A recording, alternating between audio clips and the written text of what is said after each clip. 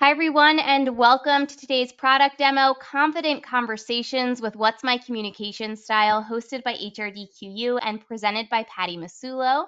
And today's product demo, is based on the HRDQ product, What's My Communication Style. And HRDQ is based upon research of our published training tools.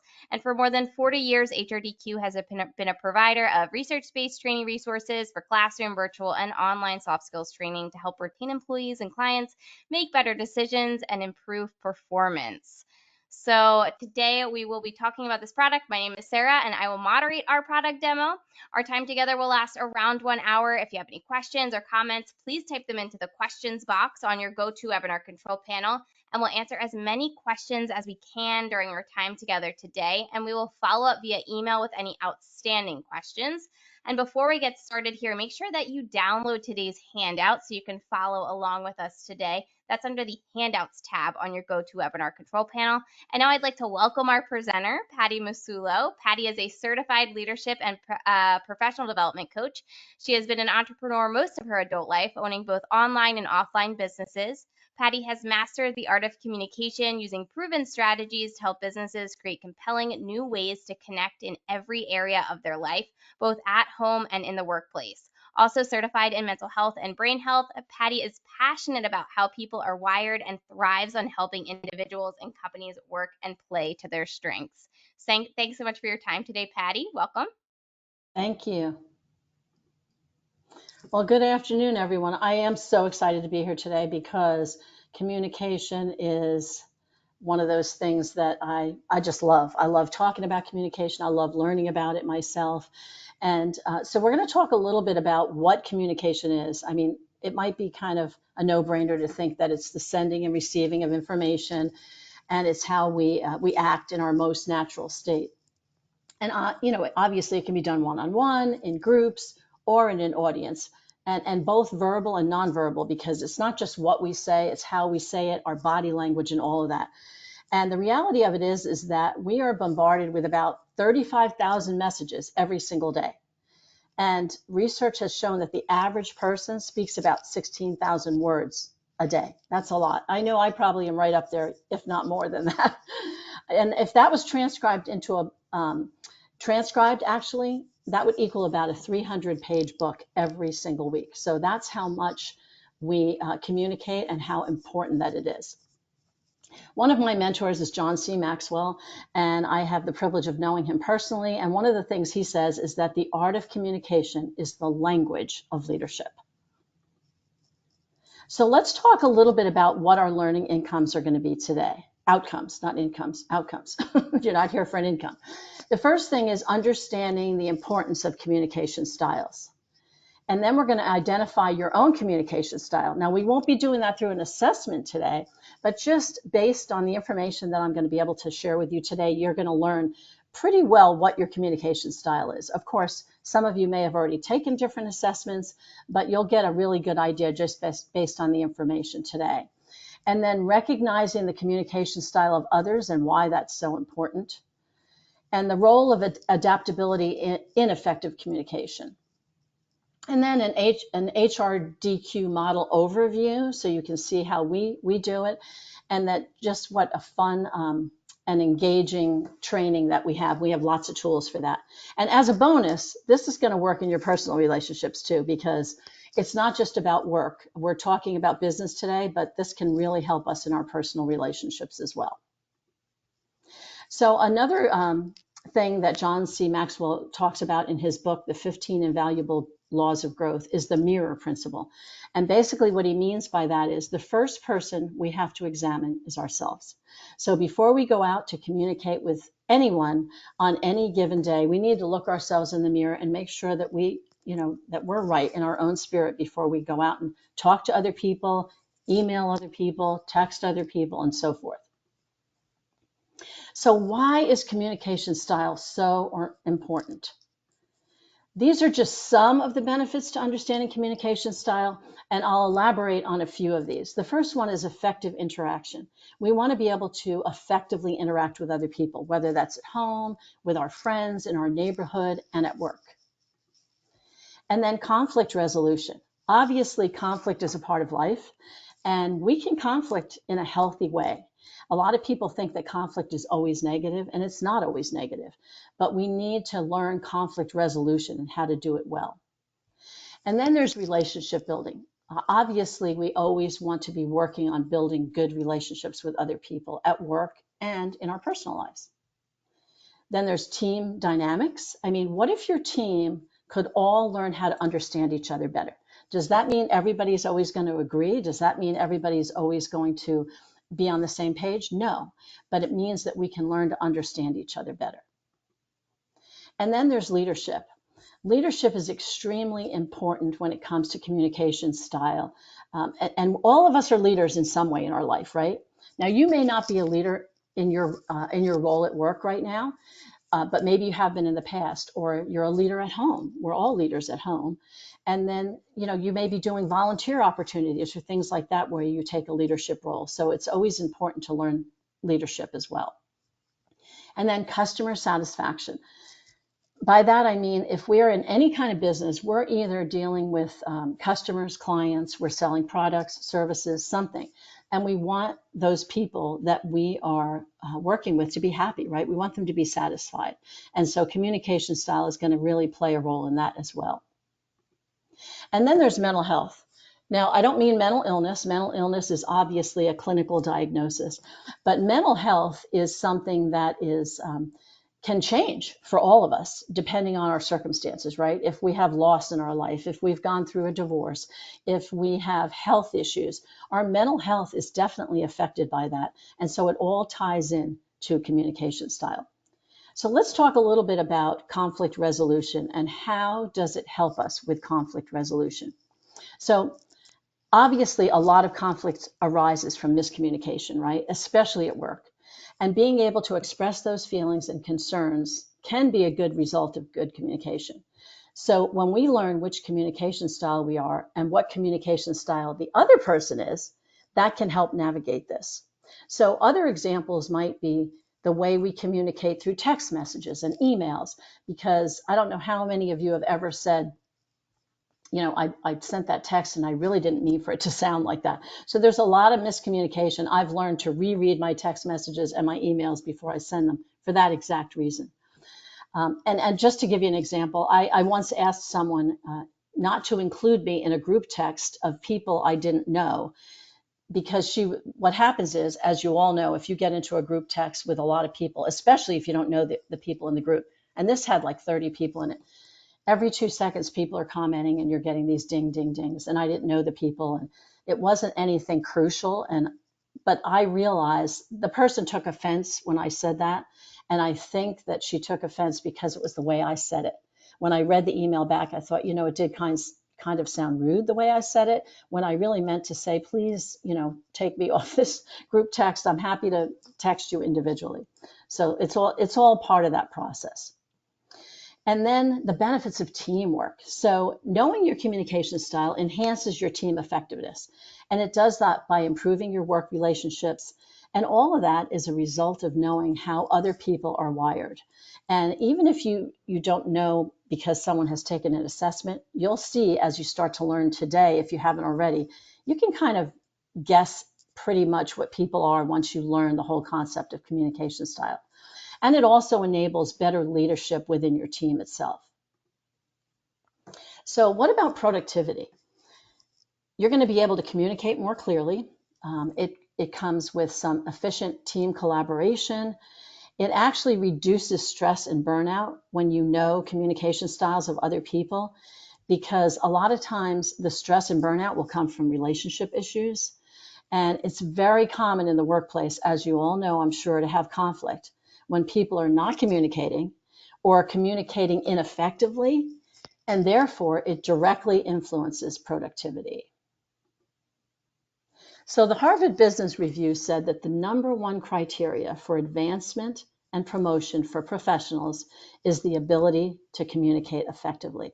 So that's just another reason why communication styles are so important. And sometimes, too, you will find that the right people are in the wrong role in their company. And the only way to know that is through effective communication and knowing what their style is.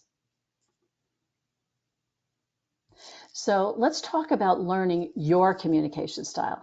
And again, as I said earlier, we're not actually doing an assessment today, but I'm going to give you a pretty good idea so that you can look at some of these things and say, I think that's what I might be. So this is the HRDQ style model. And by the way, there are so many tools for assessments. I'm sure you're all familiar with some of them. There's lots of different ones, and they all have different names and different the way they title each personality. And I have taken a good number of those over the years. But I love the HRDQ model because it's so easy to understand. And like I said before, it also will help you in your personal relationships. Just as an example, I have a son, one of my sons, who we're very much alike. So much so that when he was a teenager, we used to butt heads all the time because we were so much alike. My husband used to remind me of that on a regular basis. This is happening because you two are so much alike. Now that he's a young adult, he kind of likes the fact that he's like me. And so we think a lot alike, especially when it comes to things about our careers and business and those kind of things. So this model shows you the HRDQ model, and we'll go into a little bit more detail about each one, but this shows you that if you look at the top left, you have the direct person, and then on the right, you have the spirited person. Both of these people are highly assertive, meaning they will go out there and initiate whatever it is. And they'll also be quick to tell you what to do.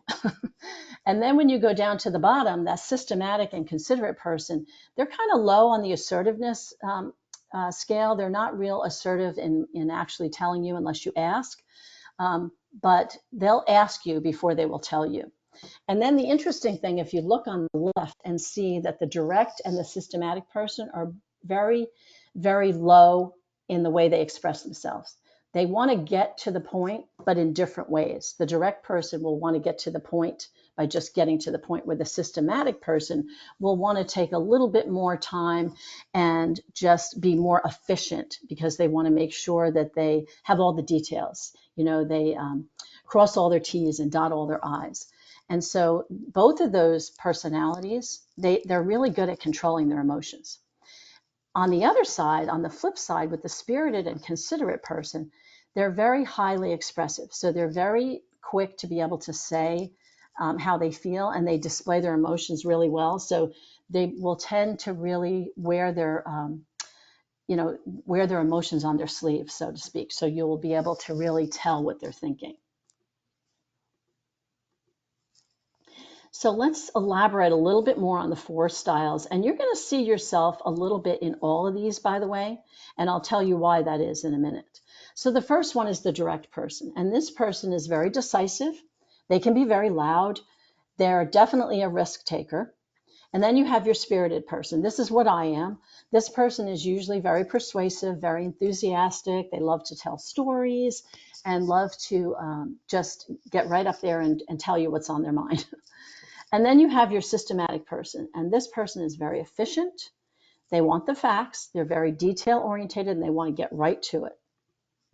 And then our considerate people are very, very good listeners.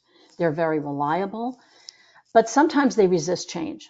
And so you might see a little bit of yourself in all of these, but we are predominantly one or two over the rest. So for instance, I'm a very high spirited, and my second one is direct.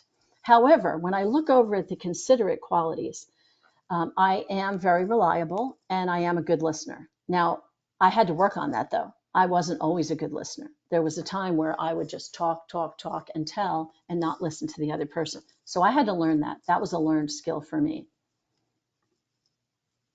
So then there's 2 dimensions of the personality style. We're going to talk about those. So our personalities influence how we share messages, but they also will influence how we interpret messages.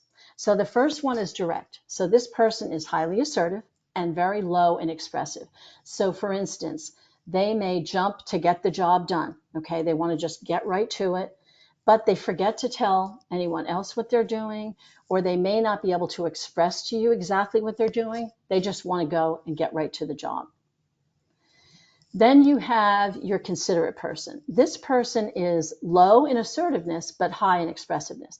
So they're not necessarily going to initiate the conversation, but they are happy to express it and tell you if you ask them. Then we have our systematic person, and this person is low on assertiveness and expressiveness. So what happens here is they don't want to convey what they're thinking with words, but they will definitely get the job done, and they'll get it done correctly, but they will do it by not asserting themselves or really expressing themselves. And then we have our spirited person, and this person is not afraid to tell you how they feel. They'll usually be the first person to volunteer. They're very highly assertive, and they're also very highly expressive. So they are quick to tell you how they feel about things. A lot of times I will have people say to me, because I am a high-spirited person, a lot of people will say things to me like, oh, can I ask you this? Do you mind if I ask you this? And I always reply with, I'm an open book. You can ask me whatever you want. I mean, pretty much whatever you want. So, that comes with the spirited personality, where that's not true of all. So now we're going to take a little poll. Now, what I would like you to do is tell me what you think your style is. Now, this doesn't mean, if you've never taken a personality assessment before, it doesn't matter. But just based on what I've told you, and I'm going to go back to that screen for a minute so that you have it up and you can see it, so that you see what the different personalities are, and tell me what you think you are. So I'm going to ask Sarah if she would initiate that poll. So we have the poll launched. We'll give you a few moments here to submit your vote before we share those results on the screen. And I see the results streaming in fast already. So we'll give you about 15 more seconds here, and then we'll share those results.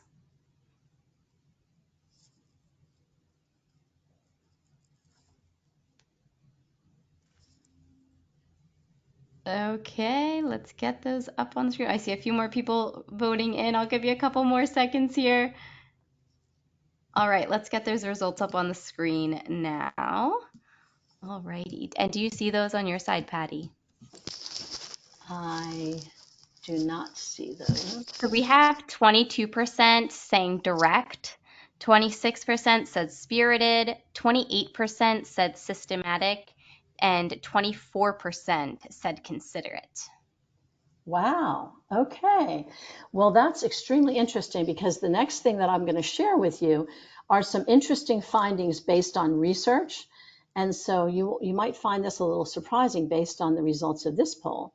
So research has shown that only 3% of people are direct, 17% are considerate, 69% are systematic, and 11% are spirited.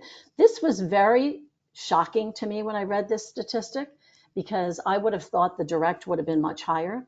But again, each time we do any type of training or workshop, there's a lot of different types of people in each one. So it's always interesting. I always love to see what the consensus is in general over everyone. So thank you so much for taking that poll. So now we're going to talk next about communicating as it relates to connecting. So communicating is all about connecting. It's not just about how we talk, how we communicate with people in that regard. The ability to identify with people and relate to them in a way that increases your influence, whatever that means. And that doesn't mean in a shady sort of way. That means more, we want to influence people, right? Whether it is something we're selling to them, or whether it's something, something we're passionate about, and we want to influence them and make sure that they understand that we're being real with them, right? So we really want to connect with them and not just concentrate on getting our words out. So as a young leader over 30 years ago, I basically knew nothing. I thought communicating meant just getting your point across and telling people what to do. And so I was put into a management role at a young age when I wasn't ready for it. I hadn't been trained for it. And like I said, I was not familiar with any of this kind of stuff or how to communicate with people well. So a lot of times people can be in the wrong profession, or even in the wrong position at their company. And that was the case for me. I didn't deserve that particular job that they had given me at the time. So according to the National Institutes of Health, understanding personality as it relates to leadership roles is crucial. So here are some other things. Relationships will grow stronger when you connect well with people. A sense of community will improve. The ability to create teamwork increases because you're able to really understand how other people are wired, and you can come together with people that are different than you are. Your influence, as we talked about already, will increase. We talked a little bit about productivity. That can skyrocket. I've seen it done in many companies before. And then retaining employees. Because again, if people are working within their gifts and within their personality, they're going to be happier and you're going to be happier. And then there's streamlining the hiring process, which I'm going to talk a little bit about that in a minute. And then understanding yourself better. It's always great to understand yourself better. We can always all improve at everything. So with streamlining the hiring process, this is something that once you understand, if you're in a role where you do the hiring, this will be crucial to your hiring. And I'm going to give you an example. And this was from many, many years ago. I was about 18 or 19. And my father, who was at the time vice president of a big laundry company, and I did not grow up with my father, and I had just kind of developed a new relationship with him, and I was a young adult. And he said to me, I want you to take this assessment on your personality. I want to see, because I think you're a lot like me. And so I said, okay. And I don't remember which assessment it was now. It was a long time ago. But I still have the results from it, and it was fascinating to see. I had never seen anything like that before. But one of the things he wanted to convey to me was, as a VP of his company, he said, I never hire anybody unless they've taken this assessment and they match to the role that I'm going to hire them for. And so I said, never. And he said, I did it one time. I went against the assessment for the role that I was hiring this person for, and I ended up having to fire him. So he said, I've never done it since. We always have our applicants take this assessment, and we always follow it to the T. So if we're hiring them for a specific role, they have to be, that has to fall within their areas of gifting, or we'll either find another role for them, or we will not hire them at all. So I think it's extremely crucial. And even back then, when we didn't know as much about these assessments, like I said, I had never even heard of it. I'm sure they've been around longer than that, but they've become much more popular over the last several years. So the next thing we want to know is, how do we recognize communication style in other people? It's important, especially within the organization, to understand that. And why is that? Well, again, it reduces conflict, and we need healthy conflict, right? We're not going to avoid conflict completely, but we need healthy conflict. It enhances the relationships in the workplace. It fosters team building, and it adds value to others, which is, at the end of the day, that's one of the most important things that we need to do, is to add value to other people, right? So we're going to take another poll in a minute, but also learn to respect your differences, because this is huge. So when we have to deal with people that are different than us, which we have to every day, right? Not just at work. We have to do it with our friends. We have to do it in our outside curricular activities, and even with our kids, with our family, our spouses, and that kind of thing. It's really important that we respect each other's differences. So now I am going to, since I told you a little bit about each personality, I'm going to start a poll, and this next one is asking you, when handling conflict resolution, this person will attack the problem and not the person. So what, in your opinion, who would that be? Would that be the direct person, the spirited person, the systematic, or the considerate, based on what you know so far? So Sarah, if And you could do that. we have the poll launched, and we have responses streaming in already. So we will give you a good 20 seconds here to submit your answer before we talk about the results.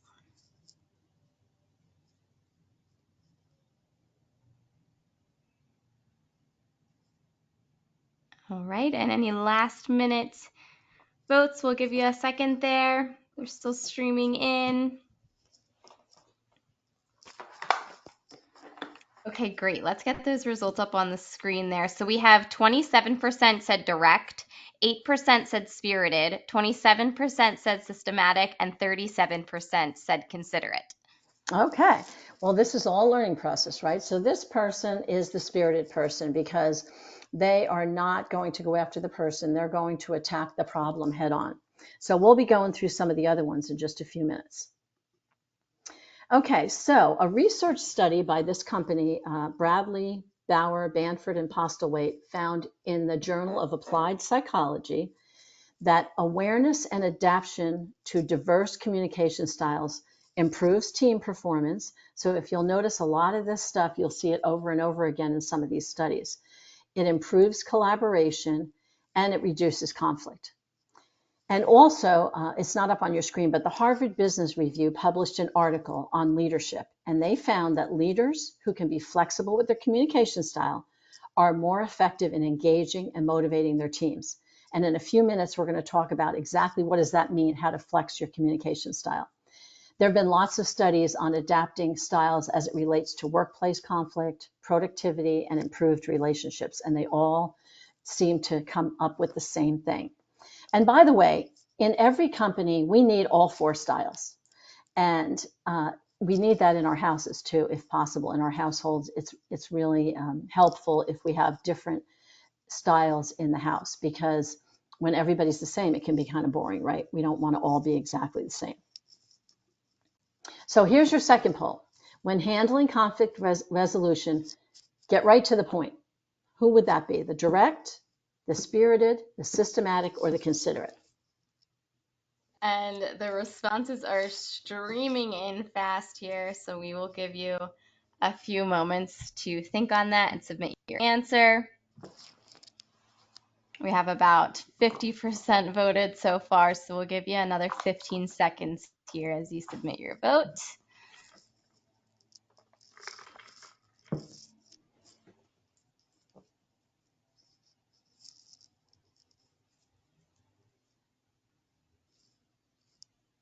Okay, great. Let's get those results up on the screen. So we have 94% saying direct, 2% said spirited, and 4% said systematic. No one said considerate. Okay, so the majority of you got that one right. That is definitely the direct person. They want to get right to the point. They don't want any details. They don't want to know how you're going to do it. They just want to know that you're going to get it done. Okay, so how can we help you? Every team, as I said, needs all four types of personalities, right? So there are many roles and many positions within a company. And so different roles will require different types of people and personalities and giftings, right? So just as an example, what if your company had, let's just say 50 employees, okay? And 45 of those employees were direct. Do you think that would be a problem? I think that would be a problem. And here's why. Because the direct person is, again, they want to get right to the point, right? They want to get the job done, and they usually do a real good job at it. A lot of type A personalities, very, very driven, very motivated, but they skip over a lot of details, right? And if that person is dealing, let's just say, with a systematic person, where this person, there's a couple of people on the team that are systematic, they need time. They need time for analysis. They need to make sure that everything's done properly. So we don't want the majority of people in a company to be all one type of personality.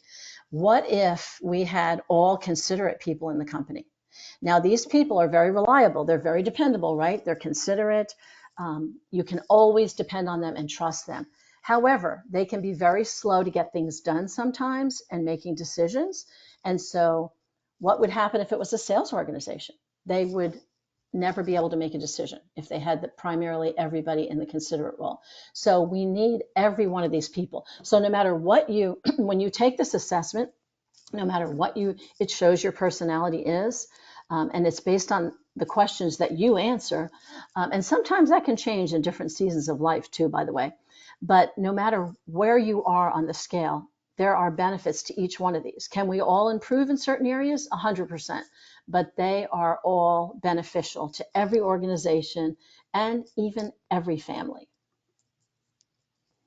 So what are some of the benefits of the HRDQ model? The first one is to truly understand the four communication styles, because when you're looking at it from a quick glance like this, that's all well and good, but you need to have a more in-depth understanding of what the communication styles are. And you can discover a new way of approaching relationships at work. You would be surprised at how different things can turn out when you start to realize how different people are wired. And then you can develop a plan to flex your style to accommodate others. And we're going to talk in just a few minutes exactly about what flexing your style means.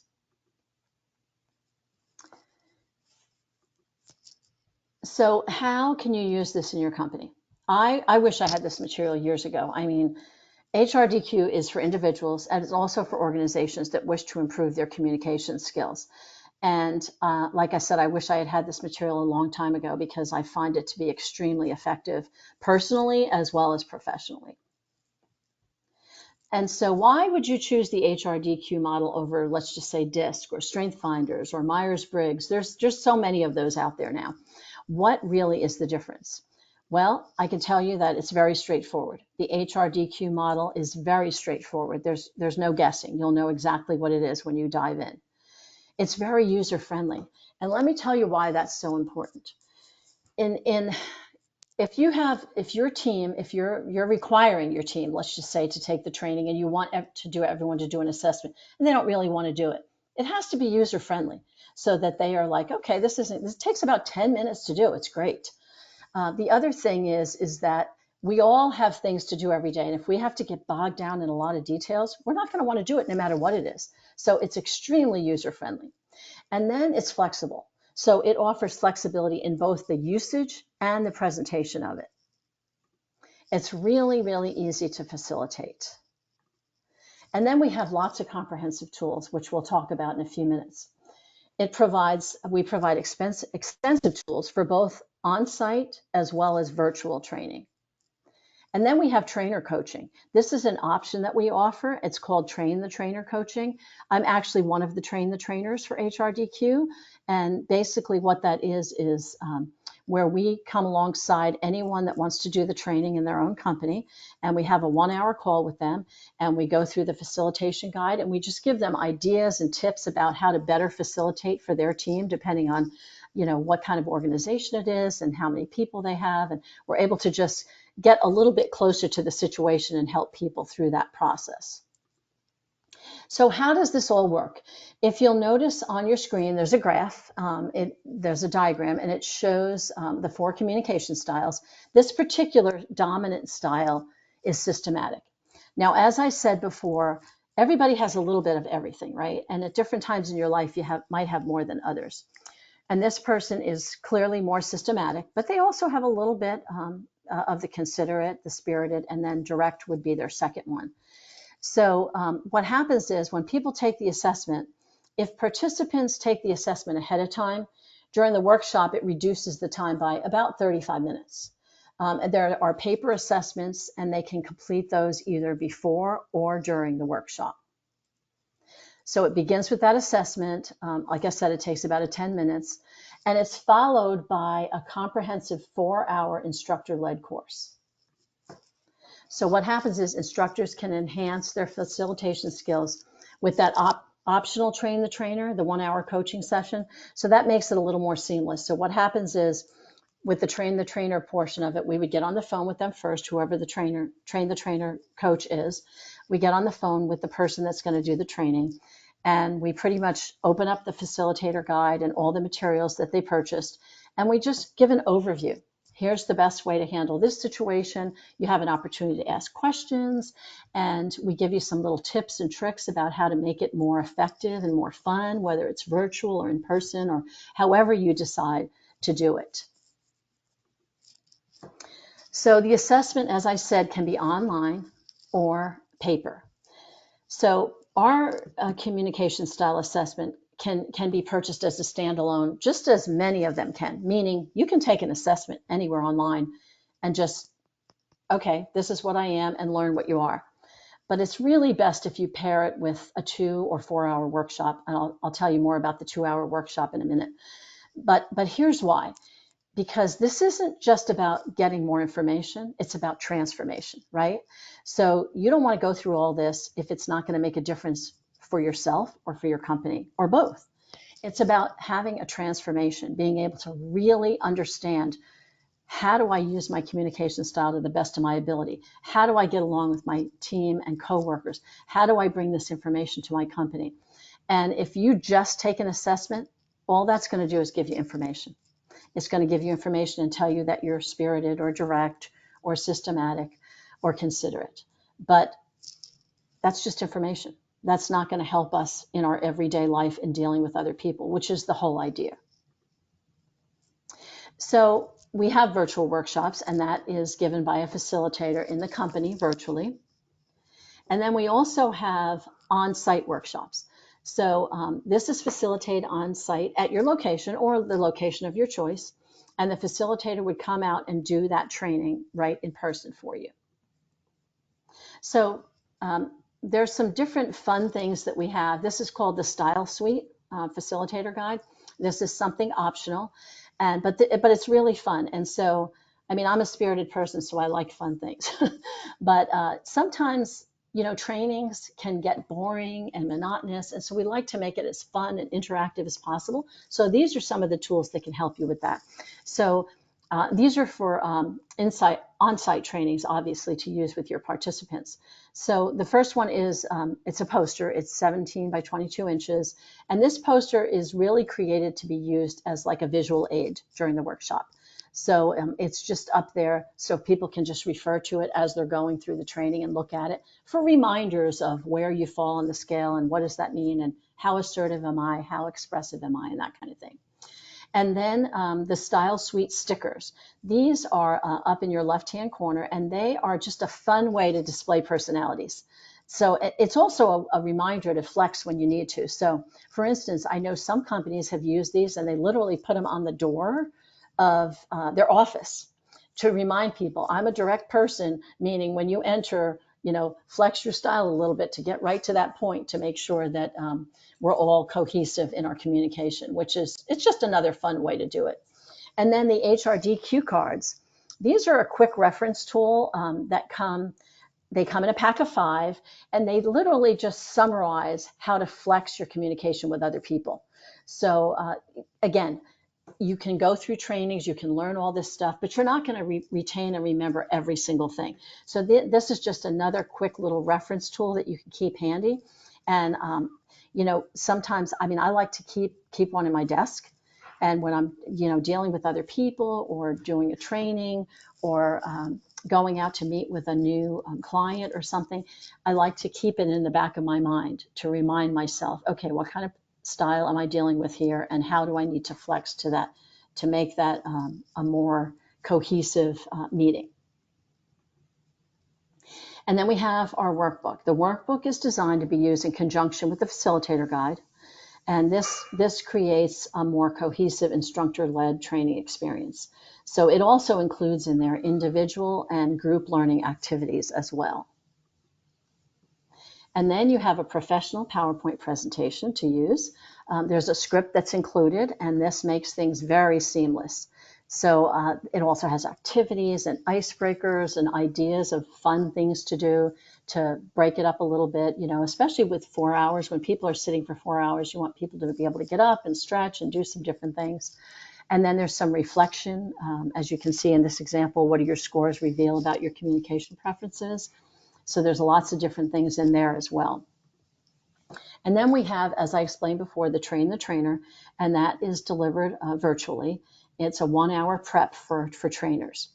And that is usually done online. Sometimes it's done on the phone, but I do all of mine on Zoom. It just, we're able to look at each other and talk to each other. And it just will enhance your facilitating experience. I find a lot of people do end up getting the Train the Trainer because it gives them a really good idea if they've never used that material before. So what is the purpose of the tools and assessments? The first purpose is to determine your style, and then to become a more effective communicator, right, which is the whole goal of all of this, and then to develop the ability to connect with other people. So all of these tools and assessments help us to be able to do just that, to determine what our style is, be able to communicate better, and then develop that ability to connect with other people based on their communication style. So now I'm going to give you another poll. When handling conflict resolution, you work together to find common ground. Is that a direct person, a spirited person, a systematic person, or a considerate person? And Sarah will open up that poll. And the poll is launched. We have responses streaming in. Again, we'll give you a good 20 seconds here to submit your answer before we talk about them.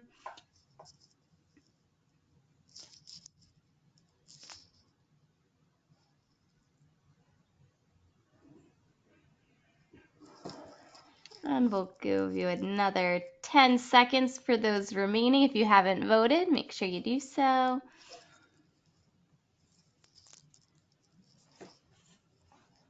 Okay, great. Let's get those results up on the screen here. So we have 3% that said direct, 15% said spirited, 15% said systematic, and 68% said considerate. Okay, this one is systematic.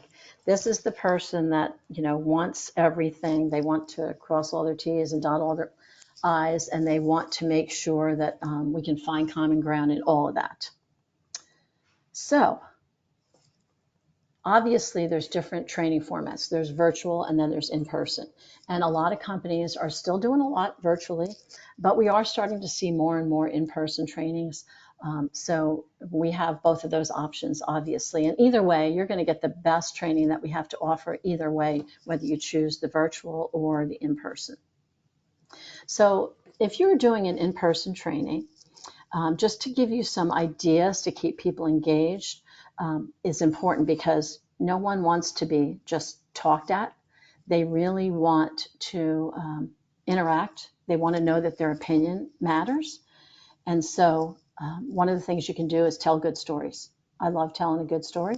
And people remember them. They'll remember the story sometimes before they'll remember your training.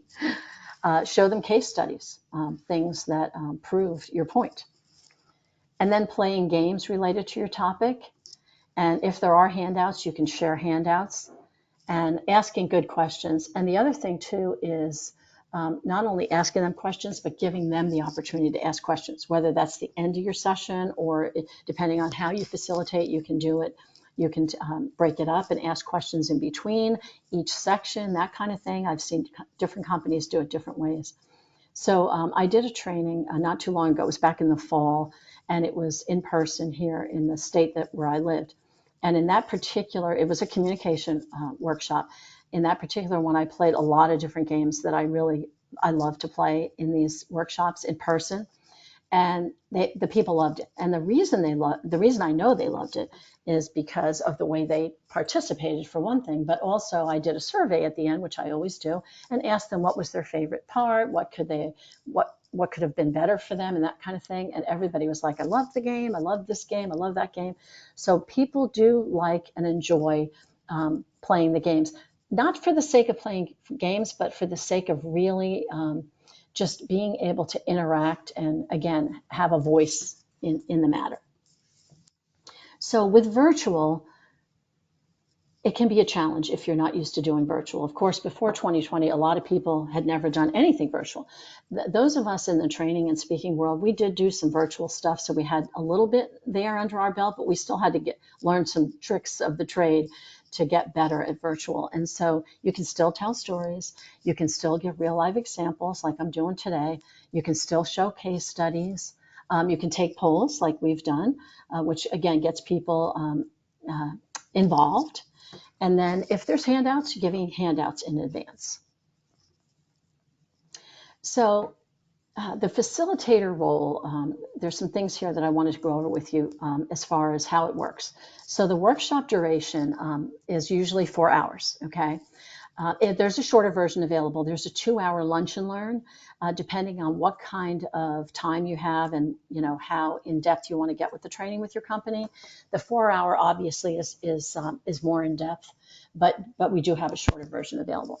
And then our recommendation for participants is usually between ideally 8 to 12 participants. The workbook includes key learning points and examples for the learners to follow along with you as you're doing the training. And then, of course, you have that trainer coaching opportunity that you would have that session beforehand so that you're all ready to go when you train, do your own training. And then the materials are very well organized, and they're ready to go. They're ready to facilitate. I've actually never seen another company provide so much support when it comes to materials and training. And I do training for a living. So I feel like the support as far as what we provide and how we provide it is really stellar. Okay, so here is your last poll. And this one is, when handling conflict resolution, you want a conflict with a light touch. Is that the direct person, the spirited, the systematic, or the considerate? And we have this last poll in action here. So again, we will give you some time to submit your answer before we get the results up on the screen to discuss.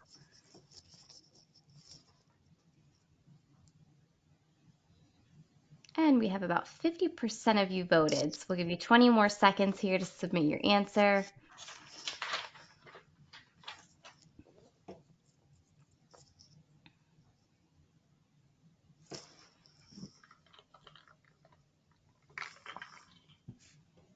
Okay, great. Let's share these results here. So we have 7% said direct, 17% said spirited, 12% said systematic, and 63% said considerate.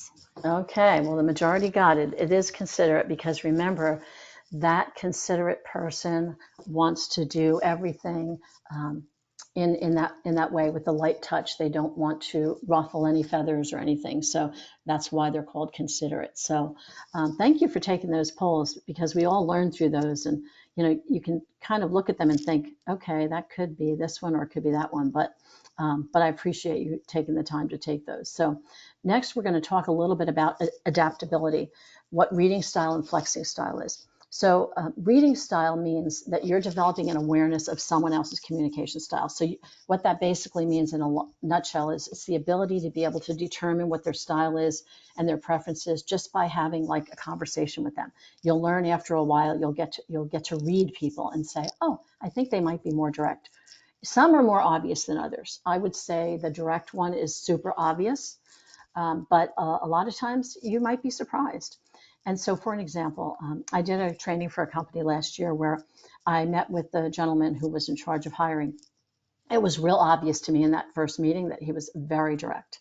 And so I had to get to the point fairly quickly and spare him all the details and the specifics of what I was going to do, because he didn't care about that. He wanted to know, what is the topic, when can you do it, and how much is it going to cost? That's all he cared about. So that's what happens when you learn to deal with people, understand what people's communication style are. And then the flexing style is adapting your behaviors to accommodate the communication preferences of somebody else. So, for example, when I work with someone that is systematic, which is the exact opposite of me, I always provide more details, and I try to speak a little slower because I tend to speak fast. Part of that is my spirited personality, but part of that is my northern roots. For all my fellow northerners out there, you can raise your virtual hands.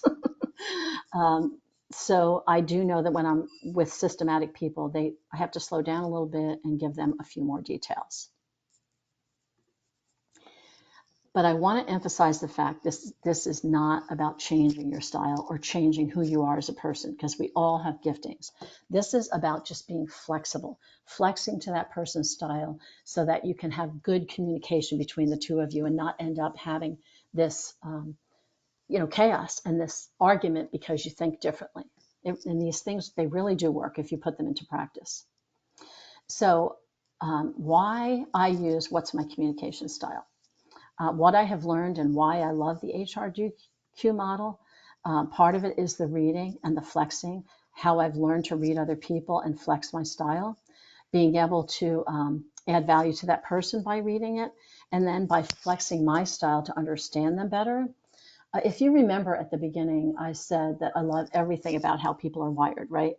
And I've taken, believe me, lots of assessments over the years, but I love the HRDQ model because it's so straightforward, it's easy to use, it's easy to facilitate, and it presents itself in a fun way, which for me as a spirited person, I love the fun part. A lot of times what will happen is when you get really good at this, you'll be having a conversation with somebody and you might say something along the lines of, oh, I bet that you think this, or I bet that you would do this. And they'll, have you ever had anybody say to you, how did you know that about me? Or did you just read my mind? Those are the kind of things that will start happening because you're learning how to read people better. And it's just fun. It's interesting. So now that we've had an overview of why communication styles are important and the benefits to us and to our companies, we would encourage you to try us out. So you can test drive the assessment for free. You can order the product, do your own review. You can try the product with an individual or with a team. We do have a 30-day money-back guarantee.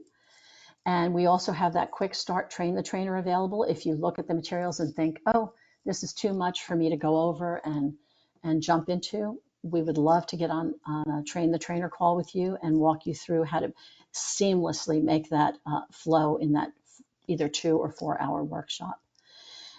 What you can do is check your email for next steps, because you will be getting one that will tell you now that you've registered for this. You'll get an email which gives you some next steps and some options from there. So what we're going to do now is open up for questions. But before we do, any other questions that come up, you can either go to the website, you can email support@hrdq.com, or you can all call the 800 number on your screen. But before we get to questions, I just want to say in closing that whatever you decide, I hope that I have brought you some value today and that you have gotten excited to learn more about communication style, not just for yourself, but about those that you work with. So I thank you for that. Okay, Sarah. Well, thanks, Patty. And we do have some time here first for questions. So if you have a Okay. question, type it in that questions box there. We'll answer as many as we can today. And then for anything that's remaining, if we don't have the time to get to that today, we'll follow up via email there. And we had a comment come through. Thank you for your beautiful efforts and informative webinar. So Oh, thank thank you you. so much. Thank you. And we have a first question here from Kayla. How does the What's My Communication Style assessment identify someone's communication style? Well, what it does is when you take the assessment, it gives you specific questions in that assessment. And so what it'll do is once you take the assessment and answer all the questions, it will help you, you know, because you'll be looking at the assessment from not just your own point of view, but you know, however the other person is, you know, when you're talking to them and you're having a conversation with them, it will help you because you're just becoming more familiar with how the assessment works, if that makes sense. And this next question we have here from Andrew. What are some practical ways to use the What's My Communication Style assessment in a team or organization? Well, the best thing to do is to have everyone take the assessment first, obviously, and then have a workshop or a training to further your knowledge of that. Because what happens is a lot of times, as I think I said earlier, someone will take an assessment and then they do nothing with it. Or I have seen people in organizations, not necessarily with our materials, but they'll do training and they haven't even assessed first. I've seen people do that in disc workshops, and so it doesn't make a whole lot of sense if you go into some kind of a training and you don't already have an idea of what your communication style is. So that can be extremely helpful. And this next question we have here from Sharon. What are some tips for adapting my communication style to better connect with team members who have different styles than me? Well, it's important to remember, as I said, not to change your style, but to be flexible. Meaning, you know, as you're looking around your office, especially now that you've gone through this little mini training of sorts, is looking at and listening to other people. You'll be more aware as you're listening to other people of their style. You'll definitely, if nothing else from today, you'll start to look at people differently and go, oh, I think that person might be a director. I think that person might be more systematic. So what you can do is take the tips that we shared as far as how to really, for instance, if that person's direct and you're more systematic, You might say, okay, I know this person wants me to get right to the point, so I am going to get right to the point. And you will start to see that relationship evolve. You'll start to see the teams working differently together. It really does. It's fascinating when you start putting it into use. And then we have one more question here that we'll answer today before we conclude our time from Amy. How can identifying my personal communication style help me communicate more effectively with my colleagues? Well, as we said before, it's the same thing, is learning what your style is first and trying to go into that reading mode of what their style is. If everyone has taken the assessment, then it's kind of cool to learn what everybody is and everybody can share with each other. But if you don't know that, I would say use those skills of that we talked about today to start reading how other people are based on some of the things that you saw and knowing how specific people are. So, for instance, if you know that the spirited person is very outgoing and they're engaging and they're the first one to volunteer and they're the first one to speak up, you know that you're dealing with a spirited person. And you say to yourself, okay, I need to be a little more upbeat and not so much laid back because they're not going to be able to relate to me if I don't. So hopefully that gives you just a little idea. Great. And that will bring us here to the end of our time together today. We hope that you are excited about learning about your Yes. communication style. Thanks so much for your time today, Patty. Thank you. And thank you all for participating in today's product demo. Make sure that you look out in your inbox from your email. We will be sending you some information there so you can take the test drive of the assessment. And if you have any questions, you can contact us there at support@hrdq.com or at the 800 number there on your screen as well. Happy training, everyone. Thanks, everybody.